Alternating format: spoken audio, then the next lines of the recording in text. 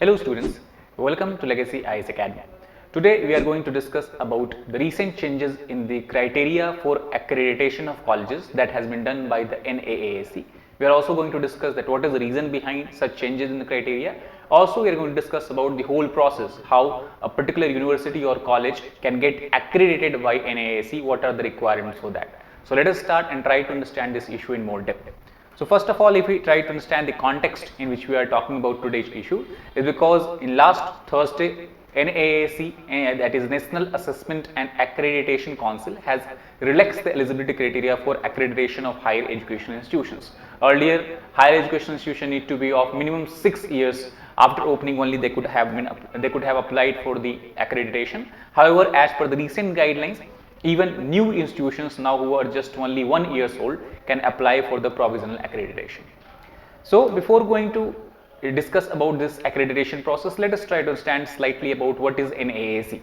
So as discussed before, NAAC stands for National Accreditation and Assessment Council, and it was actually set up in year 1994 on the recommendations of National Policy in Education. The NP 1986 basically aimed to check the degradation of the educational standard in India, and in this one of the recommendation they have said that there should be an independent body not under the influence of government or under the government, which should be able to assess the different educational institutions, higher educational institutions basically, on various objective parameters. So due to this, an autonomous body was set up under UGC, that is University Grants Commission, and it was headquartered, or it is still headquartered in Bangalore. As of now, if we talk about the work done by NAC, till now it has accredited about 655 universities and 13,316 colleges of India. Now let us try to understand what is the process of accreditation, what do you basically mean by or understand by this. So first of all, in very simple terms, accreditation is nothing but a kind of quality check exercise where higher educational institutes of India, whether it is colleges or universities, they can actually submit a report and they can try to gauge that on the parameters that is set by the evaluator, that is NAC, where do they stand. So standard of quality set by evaluator. By understanding this, institution can actually improve upon or do the necessary changes as per requirement.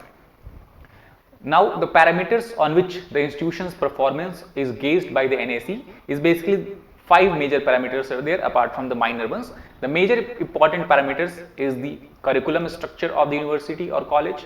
Second is the number of faculties and the quality of faculties. Third is the infrastructure development of the institutions. Then we have the contribution of the institutions in the research, how many number of research journals are being published, or how many people are participating in research, how many faculties or students are participating in research. And apart from that, also the financial well-being of institution, whether it is under any kind of debt or whether it has certain kind of liabilities. All these kind of parameters are just checked on the objective levels, and then the assessment is given back to the institutions, and based on that assessment, NAC takes decision whether institution can be accredited or not. Not only that, apart from that, once these 5 parameters have been judged upon, NAAC then put a grade to the institutions that ranges from highest grade of A++ to the lowest grade of C. However, institutions which are given the grade of D, they actually are not accredited. Only the institutions that under the category of A++ to C are the one who can say to be having accreditation with the NAAC. Now let us try to understand that what is the logic behind this accreditation process, or how does it actually benefit the institutions. So basically 3 benefits or 4 benefits are there. First of all, if any institution is accredited by the NAAC, that means it has got a kind of brand, it's got a kind of stamp, and it is helpful in attracting capital from the lenders, because if any lender want to deploy their capital in universities or educational institutions, they need to know or have a broad understanding of what is the quality of institutions or what is the prospective outcome of the return of the capital on the institutions. Second, not only that, it also helps in doing a SWOT analysis for the institution themselves. SWOT analysis basically means the analysis of the strength, weaknesses, threat of the institutions, and also by understanding that where they are lacking, where they are leading, they can try to change their policies, or they can try to deploy their funds in the areas where they are lagging behind. Not only that, this is beneficial for the students of the universities and institutions as well, because many students, when they are going for abroad for higher studies after completing their graduate degrees or this master's degree for PhD in higher in abroad institutions of foreign countries, in that times all those foreign institutions also basically want a kind of certificate from these students that they have studied in certain institutions that has been accredited by certain national body. So that is how it is also helpful for students perspective.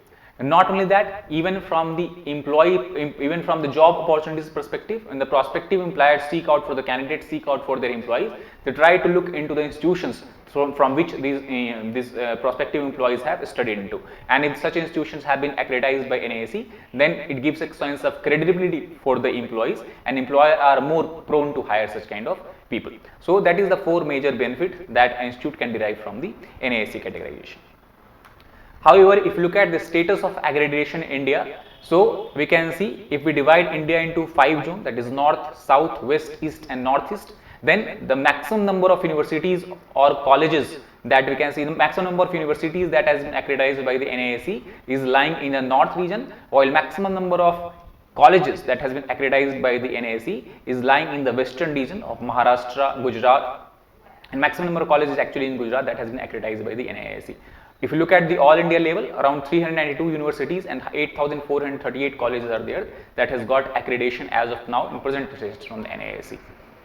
In number of universities, in terms of universities, it is the Tamil Nadu which has the maximum number of universities that has got accreditation, while in number of colleges is Maharashtra, that is 1,796 colleges that has been accredited. Apart from that, the oldest institute that has got accreditation is the Pondicherry University, while the International Institute for Population Studies located in Mumbai is the latest institute to got the accreditation. So, however, this accreditation process discussed is advantageous to the institute. However, there are certain challenges that prevents the institute from getting accreditation. So, let us try to understand about these particular challenges. First of all, is the challenge that is faced is the unwillingness of the institute or unwillingness of the universities to apply for getting accreditation. And the reason behind that is very simple, because they are fearful or scared of getting poor grading. As long as the institution is not graded, they can tell their investors, they can tell their prospective students or employers that they are in the process of getting this grading. However, once they are given the poor grade, suppose that C or B positive or B negative grade is given, in that case it is very difficult for institution to justify their existence or justify their investment decisions.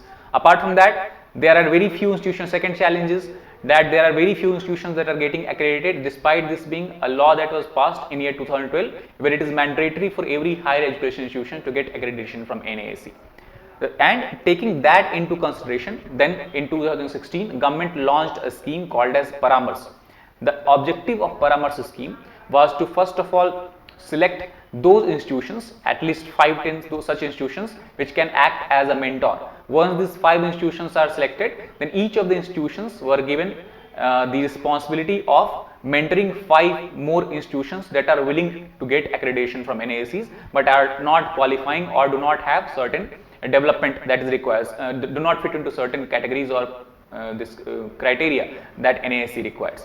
And this scheme was very much successful, and we can see that out of all the institutions in India, 160 institutions were selected as mentor institute, and these institutes till now have actually helped in getting criteria, helped in getting this accreditation for almost 1000 universities or higher education institutions.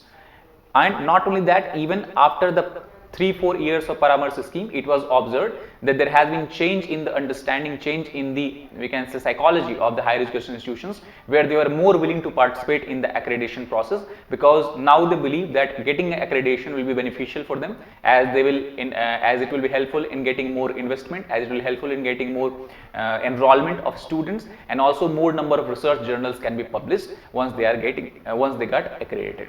So overall, gradually a change in the understanding of the institution, higher education institution, can be observed due to the steps taken by the government. Now let us try to understand that what are the recent changes that has been made. So first of all, if we understand that before changes, the present rules, what are the present rules regarding accreditation that has been specified by the NAAC. So as of now, 3 major rules are there. First of all, that institutes that are only at least 6 years old, okay, after their inception, after their after their establishment, can only apply for the accreditation criteria. Institutes that are less than 6 years old cannot qualify for the even application process. Apart from that, second is that minimum 2 batches of students should have graduated from this particular universities or this particular institute so that they can apply for the accreditation criteria. And after this, third parameter is the institute that is applying for the accreditation criteria should be the one that is recognized by the UGC, that is University Grants Commission. Once the institute has fulfilled all these 3 criteria, then they only are considered for the application process. After they submit the application, then the assessment is made. However, there are certain exceptions to this rule, that is such institutions which offer distance learning program or distance education units, as well as those institutes who have their campuses not within the territory of India but have offshore campuses, they are not qualified and are not eligible to apply for the accreditation by NAAC.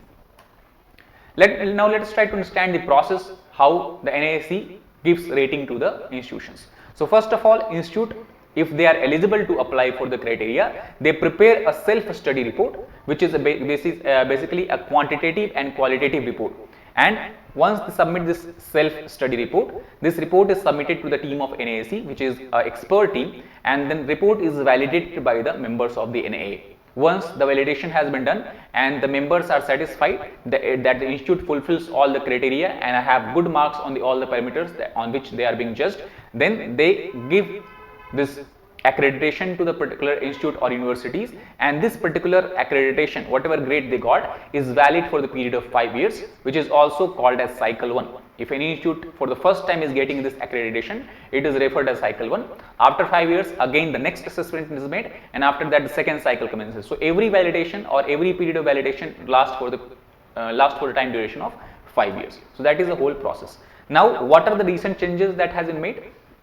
So as we discussed, first of all, the eligibility condition is the one that has been changed. Earlier, as you know, that universities who are only 6 years old could apply for the accreditation. Now the colleges and universities that have completed even 1 academic year will be eligible to apply for a newly created category. Apart from all the criteria that NAAC provides, a new category has been created that is called as provisional accreditation for colleges. So even after 1 year of completion of their establishment, they can apply for this provisional accreditation. This provisional accreditation is valid for the period of 2 years as opposed to the period of 5 years, where the actual accreditation or the normal accreditation is valid for, and maximum institute can take this for 2 times. That means 2 years for 2 times. 2/2 rules is there that is applied by NAACs for this particular recognition. Apart from that, the reason why these changes has been made is because NAAC has issued a statement where they have said that this direction or this decision of theirs is based on the outline of National Education Policy 2020. The outline of National Education Policy is that in the phase-wise manner, it aims to accreditize all the higher educational institute of India. And that is why this is one of the first major step that has been taken by NAACs. Not only that, National Education Policies also envisages that instead of having a singular NAAC for accreditation of higher education institution, within the framework of NAAC, we should have multiple smaller scale accreditation institutions that will look at the lower level, look at the regional level, look at the state and district level, and will have authority to accreditize the universities or institutions. So that is all about the changes that has been made. I hope you understood about this particular topic and the changes made by NAAC in inclusion criteria of universities for accreditation. That is all for today. We will come again soon with another interesting topic. Till then, take care. Thank you very much.